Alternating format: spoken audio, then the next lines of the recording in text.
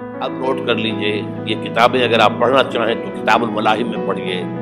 بدترین عذاب عربوں پر آیا کھڑا ہے، سروں پر تنا ہوا ہے، بدترین۔ ایسی جنگ ہونی ہے الملحمۃ العظمیٰ، جس کو کہ میں بھی آپ کو گواہی پیش کر دوں گا، جسے کہا گیا ہے دی لاسٹ کروسیڈ۔ بش نے بھی کروسیڈ کا لفظ بول دیا تھا، پھر واپس لیا اس نے۔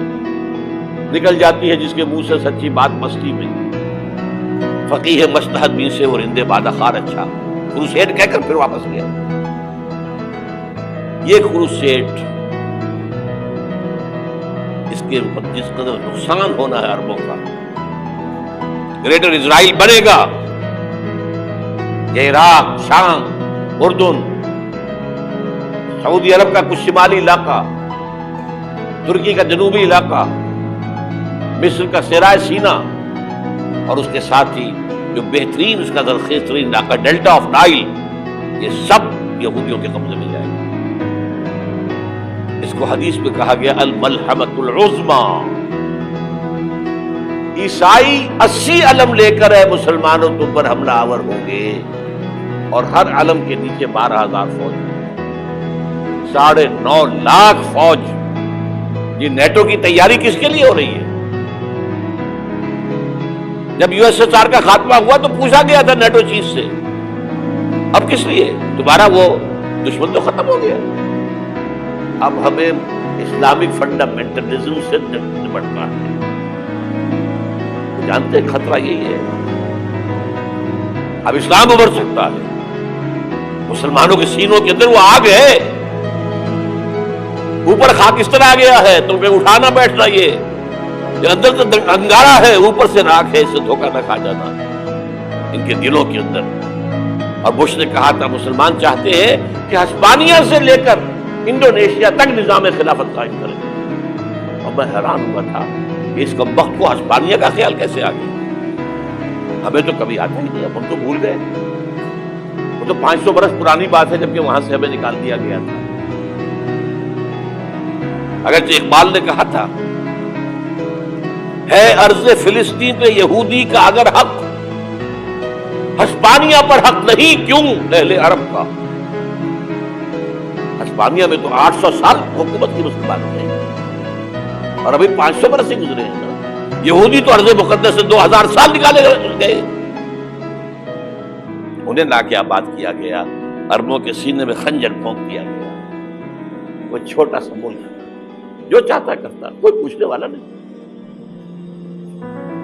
امریکہ جیسے اپنے بیٹے کی حفاظت کرے ویسے کرتا ہے،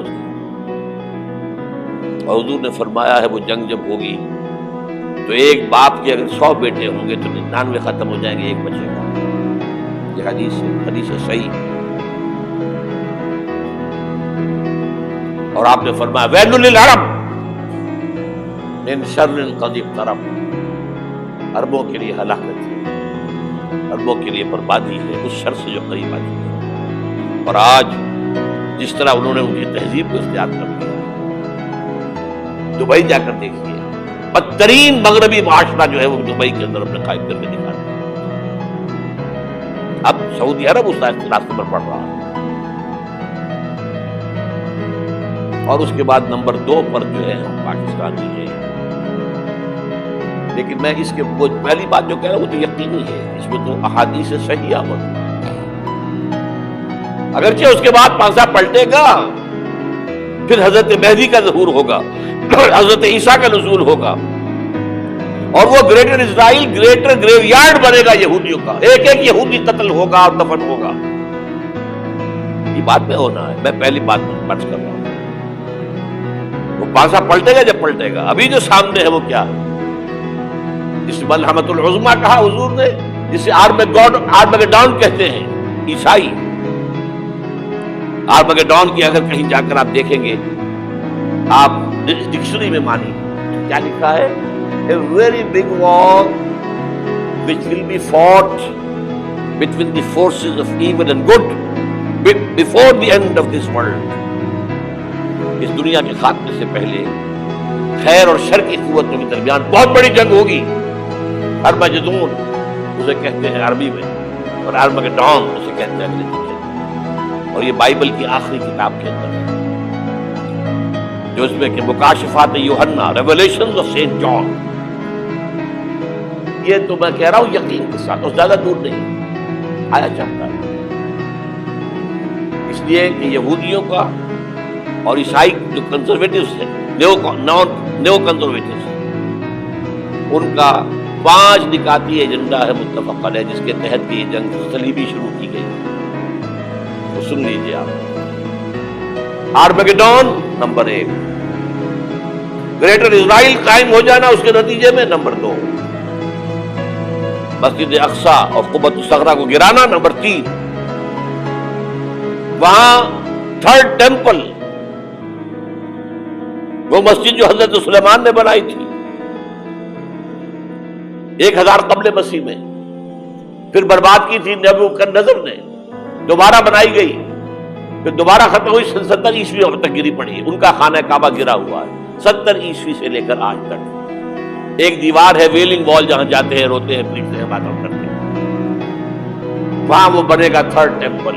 اور نمبر 4، اس میں لا کر رکھا جائے گا تخت حضرت داؤد کا۔ یہ تخت کہاں ہے اس وقت؟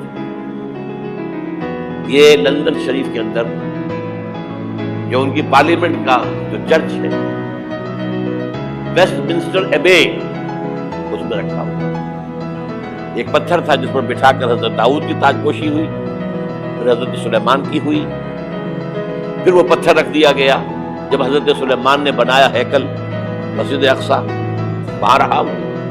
ہر بادشاہ جو تھا یہودی اسی کے اوپر بٹھا کر اس کی تاج پوشی ہوتی تھی۔ سن 70 میں ٹائٹس نے گرایا اسے، ہیکل کو، وہ پتھر لے گیا، وہاں سے روم گیا، روم سے آئرلینڈ گیا، آئرلینڈ سے اسکاٹ لینڈ آیا، اسکاٹ لینڈ سے انگلینڈ آیا، اور اب وہ رکھا ہوا ہے 14ویں صدی عیسوی سے آج تک۔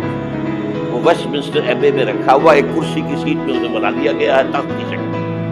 اب انگریزوں میں کوئی ملکہ ہو، کوئی بادشاہ ہو جس کی بھی تاج پیش ہو، اس میں ہو، یہ لا کر رکھا جائے گا تھرڈ ٹیمپل، اور اس پر یہودیوں کے خیال کے مطابق ان کا مسیحا آئے گا جو مسیح دجال ہوگا، عیسائیوں کے خیال کے مطابق حضرت عیسیٰ آئیں گے، وہ ہمارا بھی خیال ہے حضرت عیسیٰ آئیں گے علیہ السلام۔ بہرحال یہ تو بعد کی بات ہے نا، اس وقت جو میں عرض کر رہا ہوں عربوں پر بہت بڑا عذاب، اور پاکستان کا معاملہ بنتا ہی ہے، میں یقین سے نہیں کہہ سکتا۔ ہینگنگ ان دی بیلنس، ہو سکتا ہے اللہ تعالیٰ آپ پر رحم فرمائے، ہو سکتا ہے، اگرچہ اسی پہ شرائط ہے۔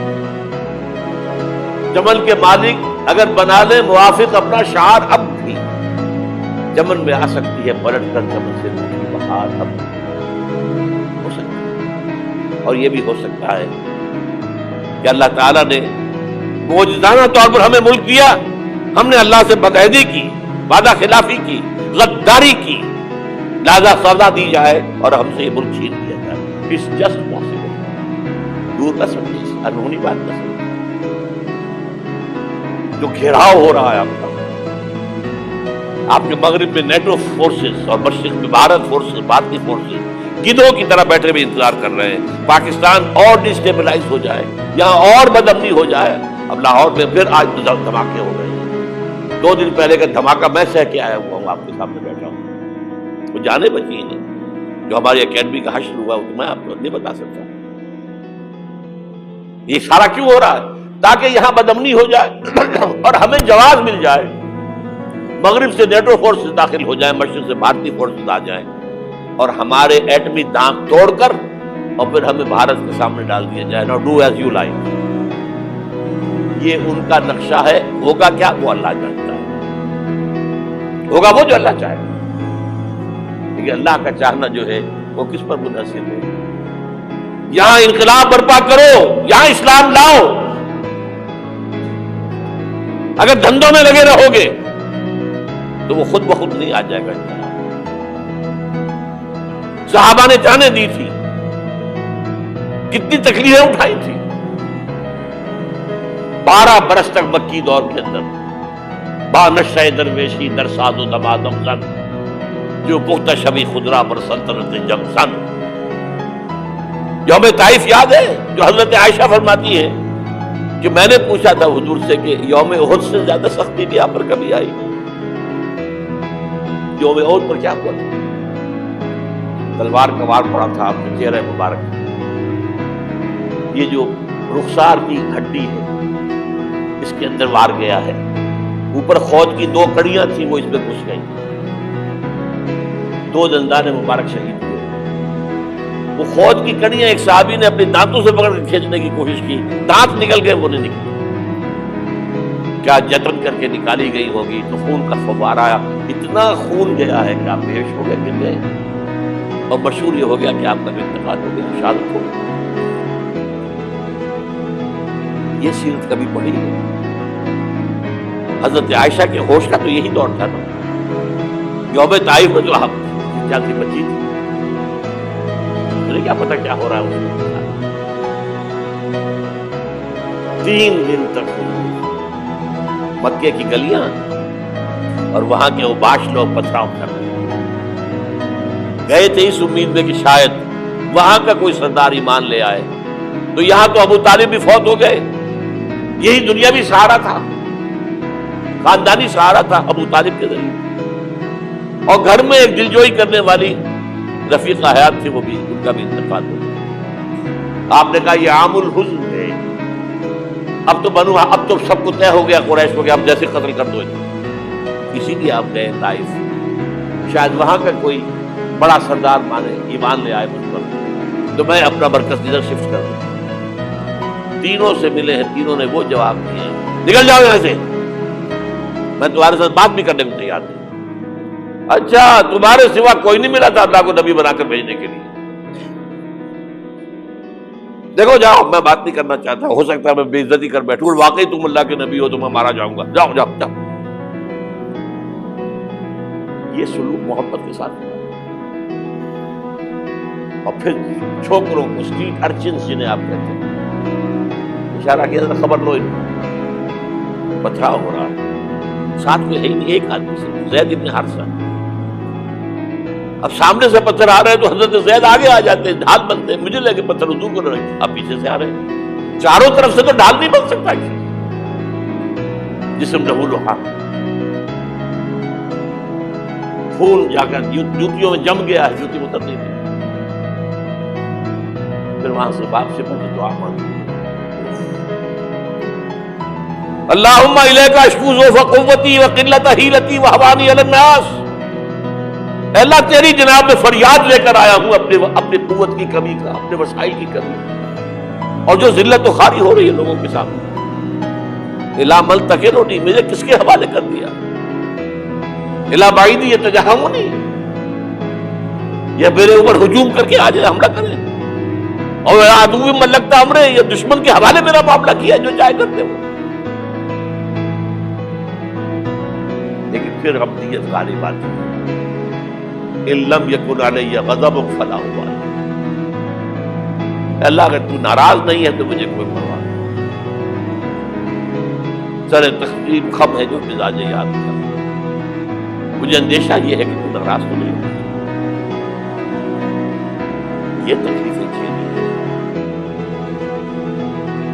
سینکڑوں صحابہ نے جانوں کا نذرانہ پیش کیا، احزاب کی جنگ میں فاقوں پر فاقے ہو رہے تھے، اور ان فاقوں کی حالت میں خندق چھید کھودنے کا حکم ملا، لوگوں کی کمریں دوہری ہو رہی، پتھر باندھے ہیں اپنے پیٹوں سے، اپنی چادروں کے ساتھ کس کر کمر دوہری ہو جائے، اور جب صحابہ کدالیں چلا رہے ہیں تو کیا کہہ رہے ہیں؟ نحن الذین بایعوا محمدا علی الجہاد ما بقینا ابدا، اللہم لا عیش الا عیش الاخرہ۔ صحابہ کہتے تھے ہم وہ لوگ ہیں جنہوں نے محمد سے بیعت کی ہے کہ جہاد کرتے رہیں گے جب تک جان میں جان نکل جائے تو بات اور، جان ہے، چاہے ابھی بھوک سے کمر دوڑی ہوئی جا رہی، جان تو ہے۔ اور ایک دفعہ کہتے تھے اللہم لا عیش الا عیش الاخرہ، اللہ عیش زندگی تو آخرت کی زندگی ہے۔ اور حضور فرماتے تھے، حضور کے بیٹھے ہوئے نہیں تھے گاؤں تکیہ لگا کر، پتھر اٹھا اٹھا کر خندق میں سے لے جا کر باہر پھینک رہے تھے، جب صحابہ کہتے ہیں اللہم لا عیش الا عیش الاخرہ، حضور فرما رہے ہیں فاغفر للانصار والمہاجرہ، اے اللہ ان انصار اور مہاجرین کی مغفرت فرما دے۔ پھر حضور کی خدمت میں کچھ لوگ آئے، حضور اب یہ فاقہ ناقابل برداشت ہو گیا، دیکھیے ہم نے یہ پتھر باندھے ہوئے ہیں۔ حضور نے کرتا اٹھا کر دکھایا، وہاں 2 پتھر بندے ہوئے۔ یہ ایسی آپ اس چیز کو صرف نہیں سمجھتے۔ بہرحال اس موضوع پر میری ایک کتاب ہے منہج انقلاب نبوی، انقلاب کیسے آیا تھا۔ اگر دل میں ذرا بھی آرزو پیدا ہو گئی ہو کہ اللہ قبول کر لے مجھے قبول کر لے اس کام کو، وہ کتاب آپ کے لیے مست